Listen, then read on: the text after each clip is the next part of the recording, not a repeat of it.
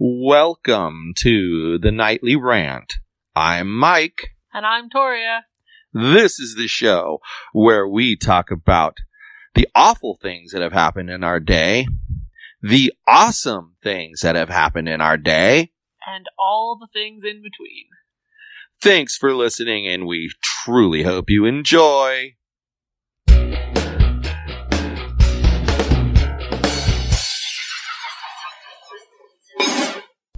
So you know the thing that drives me the most crazy of just about anything, right? No. What is it? Well, how do I feel about people following the rules? Pretty sticklery. Exactly. I'm regimented. I like things a certain way. Uh-huh. And one of the things that you find is in society, we have all agreed upon a standard for how we handle situations. Okay. So then what occurs further is that an individual institution, like Mitchell's school, for instance, can put out rules for how they want you to enter and exit their property. Is their which property. They have done. And people continually ignore. And now there's a new crossing guard who instructs people to ignore the instructions of the school and causes massive traffic jams. He was a real jackass, wasn't he? Well, what did he do? Tell them what happened. You were driving. You got stuck in the intersection because some dumbass cut in front of you.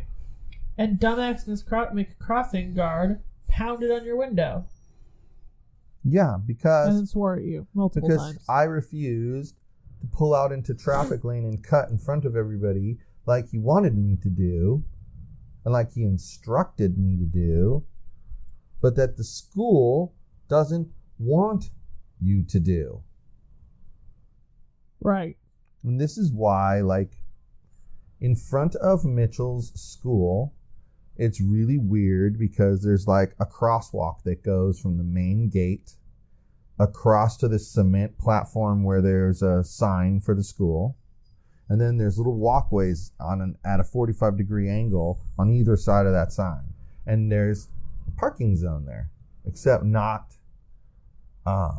before 10 a.m. or something like that, or 9 a.m. You're not supposed to stop there. Okay. Well, it's kind of a dumb rule.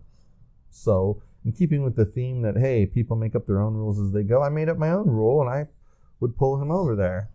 Then I started noticing that the police were parking a motorcycle cop right on the other side of that sign and nabbing anybody who stops there. The school was clearly offended by people stopping Right, there. which is stupid because they have a freaking crosswalk available for the kids to use. Right. And a walkway that leads them right to that spot. So, and it's out of the traffic, by the way. Cars can still whiz by.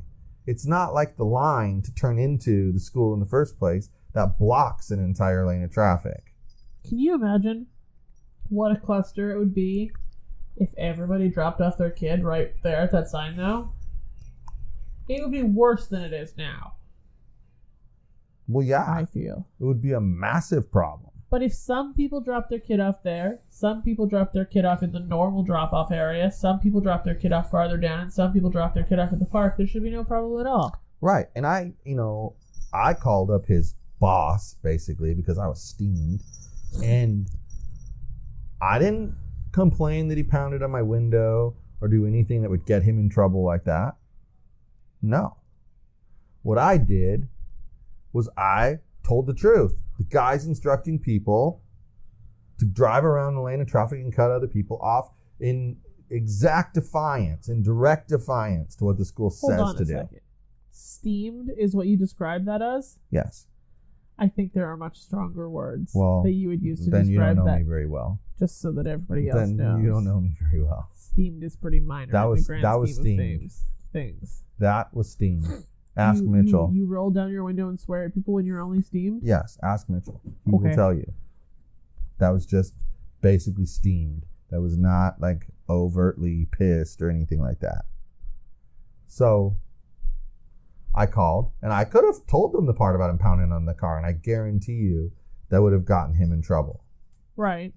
But I left that part out. Because what was important to me was not that he pounded on the window of my car, but that he's causing a worse problem by directing people around the cars. And he was just a general asshole? That too. I didn't tell them that. But just so our listeners know, he was a general asshole. Yeah, but also know that I handled him ethically. I mean, there was no reason to totally throw him under the bus. What I thought was funny, well, there were buses around that you could have thrown him under. Anyway, what I thought was funny is that when we were driving away, he was standing there flirting with the lady jogger. Yeah. I'm not doing anything, and there was kids crossing the street. Yeah, clearly that dude doesn't do his job very well. But that's what had me enraged, because people seem to think that they can just make up whatever rules they feel like making up. Right. Like the people around here who, oh, my friend, I don't want to be a gentleman and walk all the way to the front of the building to escort this woman that I'm banging to my apartment. Yes, that's what they're doing. And they're too lazy to walk them to the front of the building so they can get a parking spot at the front of the building and then escort them back so that they're 100% safe. They're too lazy for that. So what do? Oh, here, just park on the ramp. You showed them. Well, then someone gets towed away, and it's like all of a sudden nobody's parking on the ramp. Well, yeah, one person got completely towed away, and one person got within milliseconds of being towed away, and there hasn't been a single person parked on the ramp since. Stopped, yes, but that's different. Who cares? Because in reality, the problem is that it's a fire lane. If they're just stopped there and they see a fire truck coming, they can move. They'll move. Yeah, I agree 100% with you on that.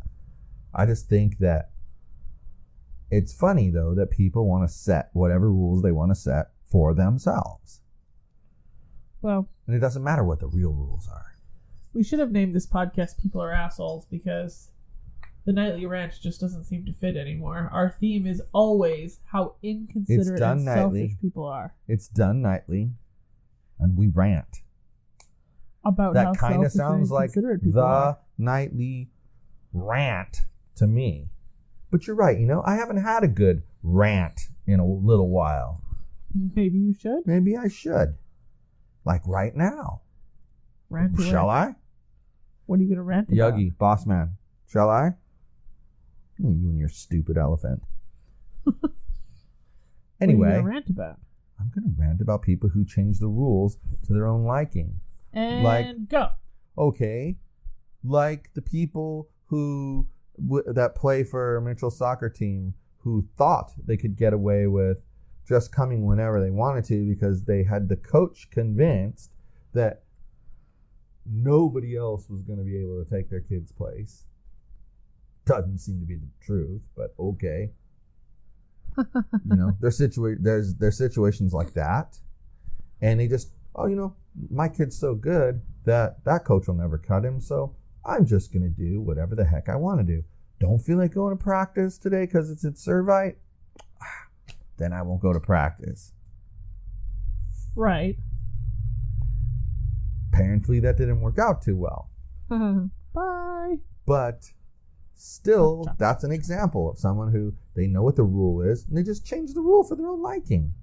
And what I don't understand about situations like that, you would think it would almost be impossible, because why doesn't the person who set the rule in the first place open their damn mouth and say, you're violating my rule? Because they don't care, or they're inconsistent, or they're just a butthead.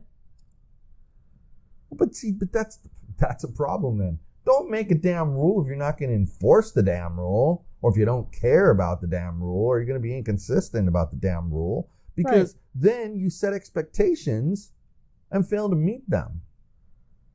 Right. That's a bad thing. I agree. It's like I've been waiting for you to say to me, so are we going to adjust our sales goals because we hired a salesperson? And I was going to tell we already you... said we can't until the I was beginning of going April. to tell you, no, we're not. Because we want to decimate these goals for a couple months to make sure that we are actually going to decimate the goals. I mean, we can't bank on this person Exactly. to meet a goal until we see what they do. Exactly. That's why you don't change the time, the money goal. But that's another example. People just, well, I'm just going to do this. Why is that okay? Well, it's not okay. Or, oh, you know what? It says don't pick up your kids after track. Don't pick them up outside of the school. Please pick them up on the school grounds. Well, that clearly means, by the way, this is a made-up rule. I was going to say. Clearly means that if they go away to a meet and they come back with the bus, they don't want the kids walking off the campus because they have no control over what goes on outside there on the street. So they want you that if you're coming to pick up your kids, you pick them up on the campus where they have chaperones who can keep an eye on what's going on and not have kids get raped and murdered. Right. So, makes sense, right?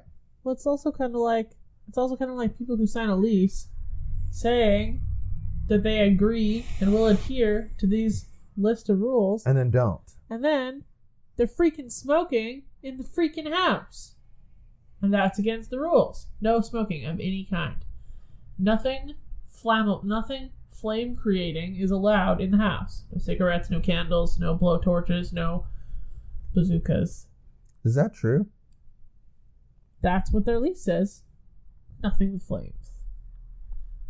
Oh, yeah, I know who you're talking about. I'm not talking about our lease. I was thinking it was here. I was like, what? I have no idea if we're allowed to have candles. But I feel like I was pretty responsible with the one candle I've had in the 2.5 years we lived here. So, A+.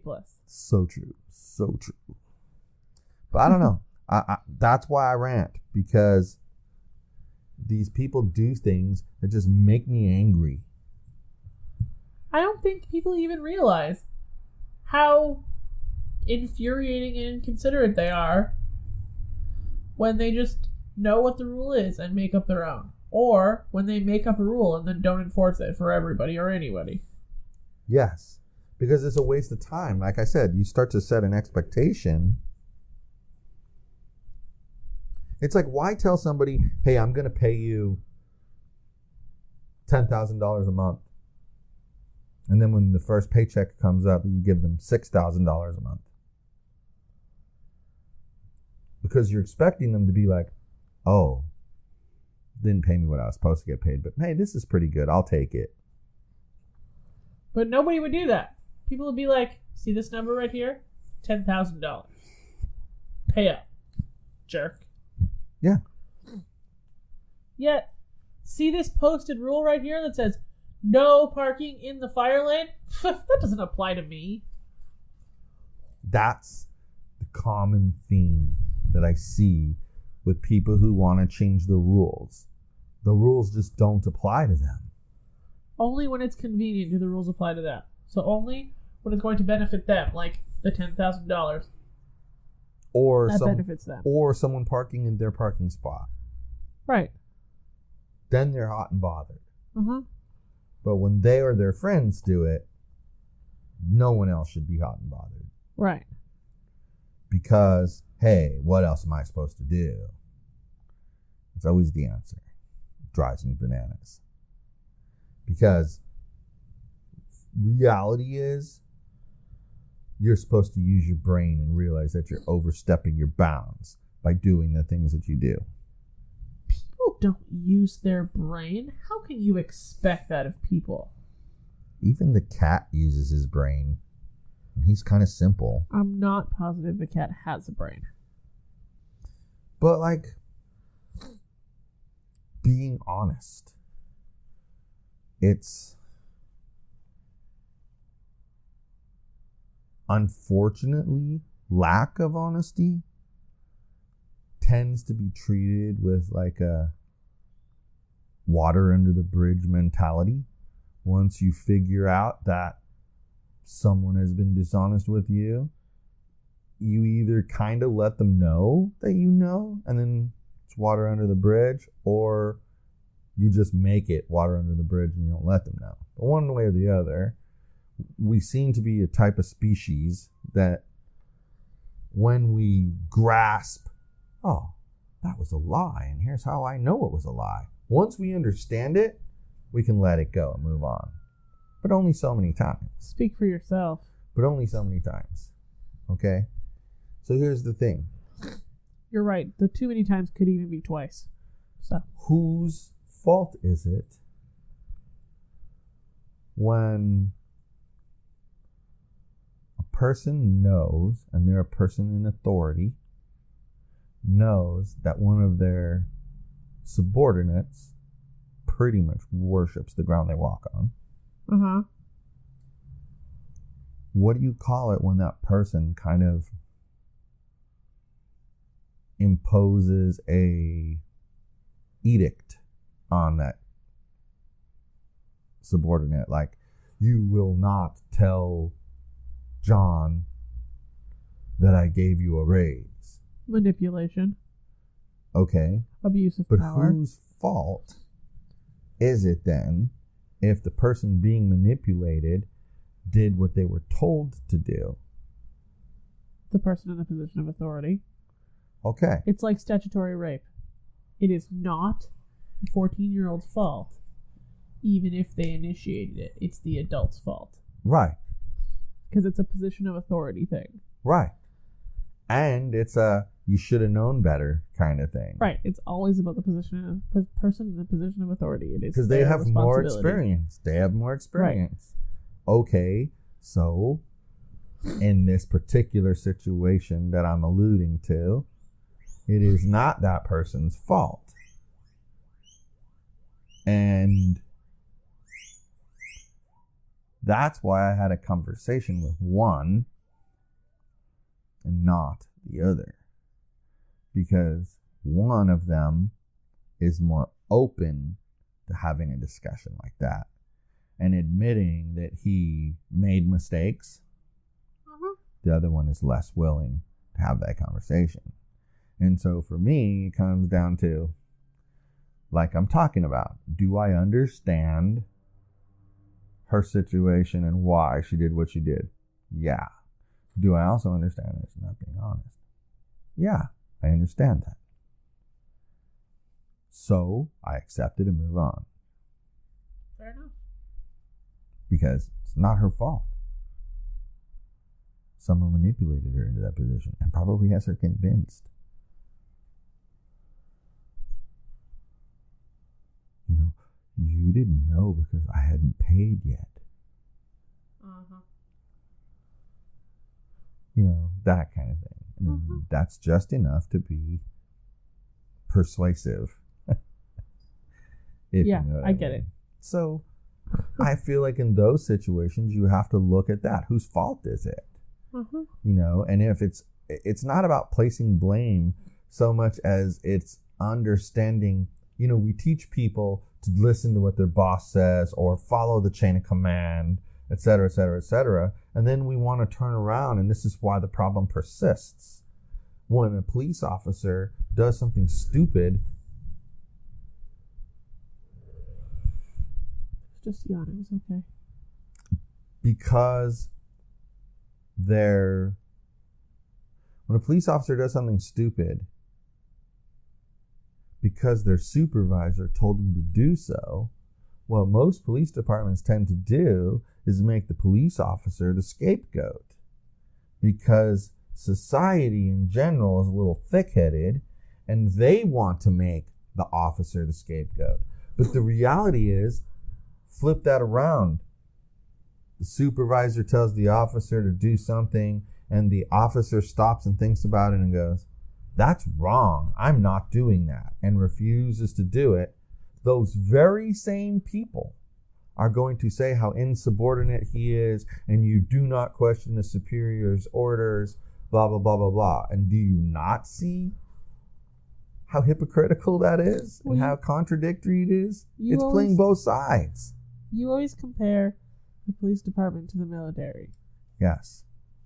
If person in charge of a military platoon is like, y'all go here, and it's the wrong idea, and people die, it isn't the platoon's fault. It's the leader's fault, because he led them into a sketchy-ass situation. Exactly. But my whole point is, we teach those people, and we teach children. What do we tell children? Listen to the adults. Uh-huh. Respect your elders. Uh-huh. Then as adults, what do we do? Oh, that person's a senior citizen. Show them more respect. And on and on and on. Okay? Uh-huh. But eventually, you get to a point where one of those people in authority tells someone below them to do something really stupid. And if someone doesn't step up and be like, stop it, it's going to propagate over and over and over again. But here's the thing. What I'm getting at is when you flip the coin and they stand up to the supervisor or the person of authority, then people say they're insubordinate and they shouldn't act that way. They can't have it both ways. You can't always follow your boss's directions, but, oh, you should have thought for yourself and not followed that direction because it was a bad one.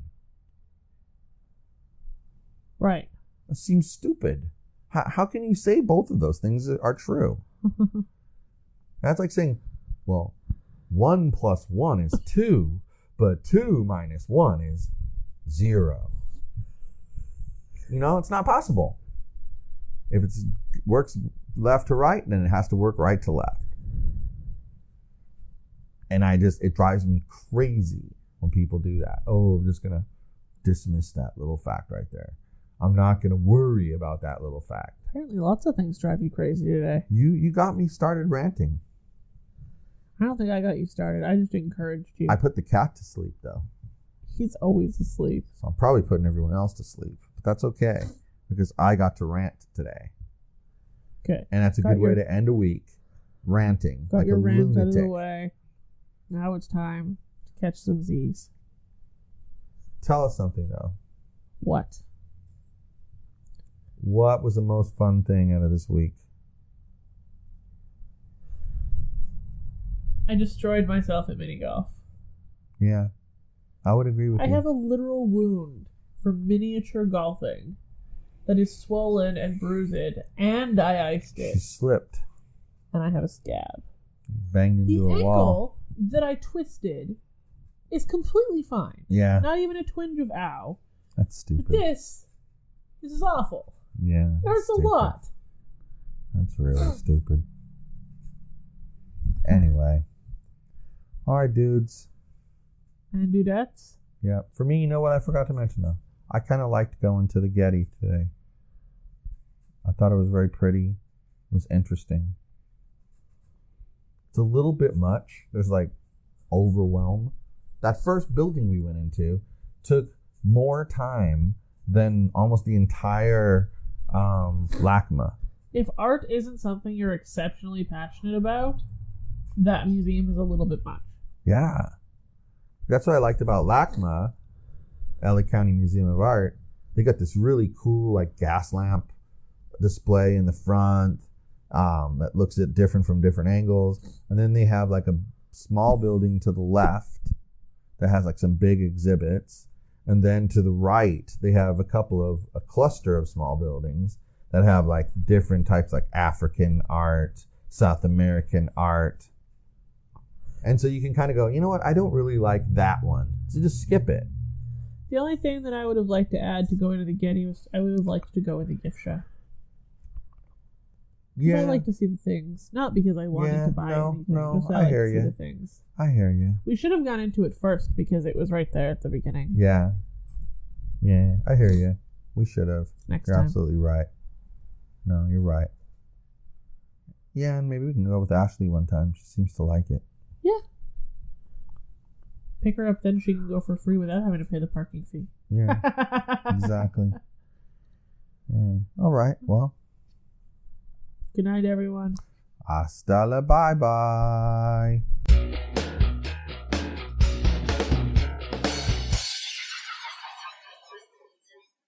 Hi everyone, this is Mike, and I truly hope you enjoyed this show. You're able to subscribe to this show on iTunes, Google Play, and Stitcher so as to never miss an episode. If by chance you did miss an episode here or there, you can catch up on all shows, past and present, by heading over to yogispodcastnetwork.com/TNR show. Thanks for listening.